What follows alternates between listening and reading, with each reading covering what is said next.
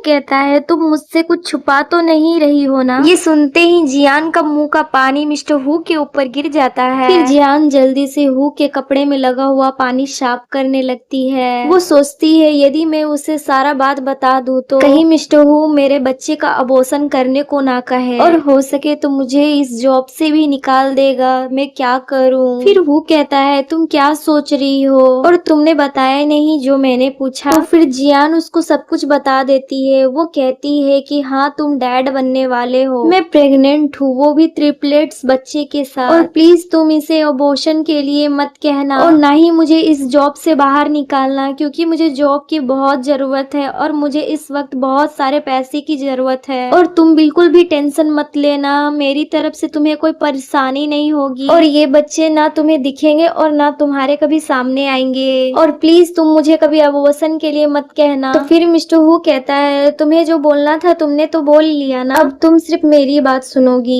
ये बच्चे हैं ना इलीगल चाइल्ड माने जाएंगे क्योंकि अभी तक हमारी शादी नहीं हुई है और मेरे ग्रैंड पेरेंट वो कभी इलीगल चाइल्ड को एक्सेप्ट नहीं करेंगे। फिर जियान खुद में सोचने लगती है कि लगता है आगे जाकर ये बच्चे को अवॉइड करने को कहे, लेकिन मैं ऐसा कभी होने नहीं दूंगी। फिर वो जियान से आईडी कार्ड मांगता है और उसे मैरिज रजिस्ट्रेशन ऑफिस ले जाता है। फिर वो जियांग से शादी कर लेता है। जियांग बहुत खुश होती है। फिर हम देखते हैं दोनों अपने सर्टिफिकेट अपने अपने हाथ में लिए हुए थे और जियान मैरिज सर्टिफिकेट को देखकर बहुत ही ज्यादा खुश थी। फिर वो सोचती है लगता है कि वो अपने बच्चे को अपनाना चाहता है, इसलिए तो वो अपनी मर्जी से मुझसे शादी किया है। फिर हम देखते हैं वो दोनों अपने घर चले जाते हैं। जब जियांग घर पहुंचती है तो देखती है बहुत सारे वहाँ पर नौकर चाकर थे और सारे नौकर जियांग और हु की खातिरदारी करने लगते हैं। ये सब देखकर जियांग बहुत ही हैरान होती है और सोचती है ये बहुत ज्यादा लग्जरियस घर है, उसने ऐसा घर कभी नहीं देखा था। वहाँ के सभी नौकर चाकर जियांग की बहुत अच्छी तरह से ख्याल रख रहे होते हैं। एक नौकर उसको पूरा घर और बेडरूम भी दिखाने ले जाता है। जियांग नौकर से पूछती है क्या हु भी इसी बेडरूम में सोते हैं? तो नौकर बोलता है सर कभी कभी यहाँ पर घूमने आ जाते हैं। तो जियांग सोचती है ये सब तो ठीक है, तो मैं आराम से यहाँ पर रह सकती हूँ। वो नौकर जियांग को आराम करने को कह के चला जाता है। फिर हम देखते हैं जियान की तबीयत खराब हो रही होती है और इधर मिस्टर हु की भी तबीयत खराब हो रही होती है, जो कि हु अपने ग्रैंड पेरेंट के साथ बैठा हुआ था, जहाँ पर उसे एक लड़की सहला रही होती है। उसका नाम जाओ था, लेकिन हु उसका हाथ पकड़कर साइड कर देता है। तो ग्रैंडमा कहती है जब तुम्हारी तबीयत खराब है तो कुछ दवाई ले लो। तो हु कहता है ठीक है ग्रैंडमा मैं अभी दवाई लेता हूँ। तो ग्रैंडपा कहते हैं तुम्हें जाने की क्या जरूरत है, मैं यही मंगा देता हूँ और तुम यहाँ बैठो और जाओ जाओ से बातें करो। जाओ जाओ तुम्हारी कब से इंतजार कर रही थी, जाओ जाओ तुम्हारी तो बचपन की फ्रेंड है और तुमने तो अच्छी तरह से हेलो भी नहीं कहा। तो हु कहता हाँ मुझे सब कुछ पता है, लेकिन मुझे भूख नहीं लगी है, मुझे खाना नहीं खाना। तो जाओ जाओ कहती है ग्रैंडपा मैं इसी साल ग्रेजुएशन कंप्लीट करी हूँ, तो मैं सोच रही हूँ आगे मैं डिजाइनिंग कंपनी के लिए काम कर सकती हूँ। फिर ग्रैंडपा बोलते ये तो और भी अच्छा है, तुम हु कंपनी में डिजाइनर डिपार्टमेंट में काम कर लो, इस तरह से हु को कंपनी भी मिल जाएगी और तुम्हारी स्किल्स भी सही हो जाएगी। तो हु बोलता है मेरे डिजाइनर डिपार्टमेंट में अभी सीट खाली नहीं है, अगर तुम एडजस्ट कर पाओगी तो करो। ये कह के हु वहाँ से जाने लगता है और जाओ भी उसके पीछे जाने लगती है। फिर जाओ हु के पास जाती है और पूछती है आखिर मुझसे चाहते क्या हो। तो हु जाओ को बोलता है यहाँ बैठो। फिर उसे एक रिंग निकाल कर दिखाता है। तो जाओ बोलती है ये क्या मेरे लिए है? तो हु कहता है मैं ये रिंग तुम्हारे लिए नहीं, मैं तुम्हें दिखाने के लिए लाया हूँ, मुझे इसी तरह का रिंग चाहिए क्योंकि मैं किसी को प्रपोज करने वाला हूँ। तो जाओ कहती है वो लड़की कौन है? तो हु कहता है कि है कोई।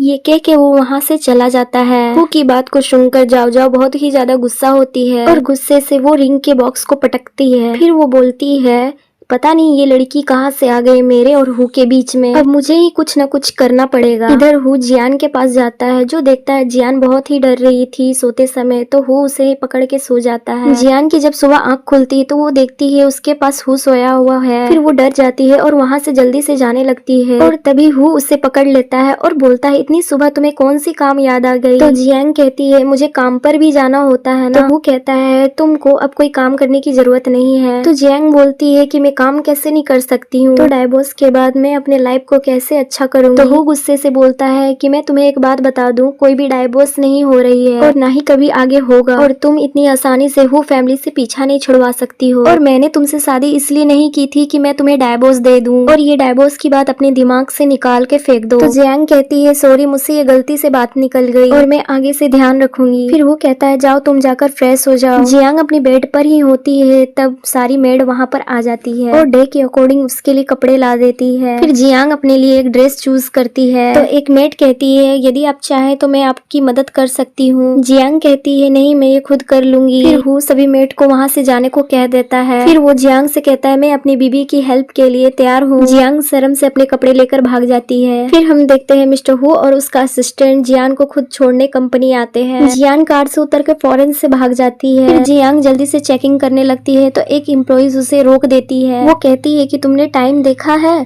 तुम पूरी 1 मिनट लेट हो। अब तुम्हारी लेट आने की कंप्लेन मैं डायरेक्टर लेन से करूंगी और वो तुम्हारी इस महीने की सैलरी जरूर रोक देगी। तो जियान कहती है ये हो ही नहीं सकता है। तो दूसरी एम्प्लॉय कहती है ये कैसे नहीं हो सकता, ये जरूर होगा, तुम तो लेट हो तो तुम्हें एक पनिशमेंट दी जाएगी। तो वो लड़की उसे एक कपड़ा दे देती है और बोलती है तुम्हारी पनिशमेंट ये है कि तुम आज टॉयलेट साफ करोगी। तभी हम देखते हैं कि वहाँ पर हु पहुँच जाता है। फिर वो लड़की हु के सामने नॉर्मल हो जाती है और कहती है कि मैं तो हाई एजुकेटेड लड़की हूँ और मैं डिजाइन में काफी वेल क्वालिफाइड हूँ, और ये लड़की 3rd क्लास यूनिवर्सिटी से पढ़ी है, तो इसको इन सब चीजों के बारे में क्या ही पता होगा। तो हु कहता है कि मुझे इससे कोई फर्क नहीं पड़ता है कि कौन कहाँ से पढ़ा हुआ है, बस फर्क पड़ता है उसकी अच्छी स्किल से। तो हु उस लड़की से कहता है तुम्हें बहुत शौक है ना कि ऑफिस के साफ सुथरे होने का, तो क्यों ना तुम ही सारे टॉयलेट को खुद ही साफ कर दो। तो वो लड़की गुस्से से कपड़े उठाकर चली जाती है। फिर एक लड़की बोलती है कि अब कोई भी जियांग को कुछ नहीं कहेगा, नहीं तो मिस्टर हु उसे नहीं छोड़ेंगे। फिर हु जियांग को अपने कैबिन में लेकर जाता है। हु जियांग को अपने साथ चेयर पे बिठा लेता है। हु जियांग को अपने पास बहुत ही ज्यादा करीब कर लेता है और उसे कहता है कि देखो अब तुम्हें अपना बहुत ही ज्यादा ख्याल रखना होगा, और मैंने तुम्हारे लिए सूप मंगवाया है, ये तुम्हारे सेहत के लिए अच्छा है। तो जियांग अपना सारा सूप खत्म कर लेती है। वो फिर से अपने पास जियांग को बैठा लेता है और उसको अपने क्लोज कर लेता है। इतने में वहाँ पर जाओ आ जाती है। वो उन दोनों को साथ देखकर बहुत ही ज्यादा गुस्सा हो जाती है। जियांग जाओ को देखकर घबरा जाती है और बोलती है कि मैं काम पे जा रही हूँ। तो वो कहता है ठीक है तुम जाओ। फिर जियांग वहाँ से निकल जाती है। जियांग को एक एम्प्लॉय बताती है कि जो वो अंदर लड़की गई है, तुमको पता है कि वो कौन है? तो जियांग कहती है नहीं, मैं नहीं जानती। वो एम्प्लॉइज बताती है कि वो जो लड़की है ना, वो बहुत ही ज्यादा रईस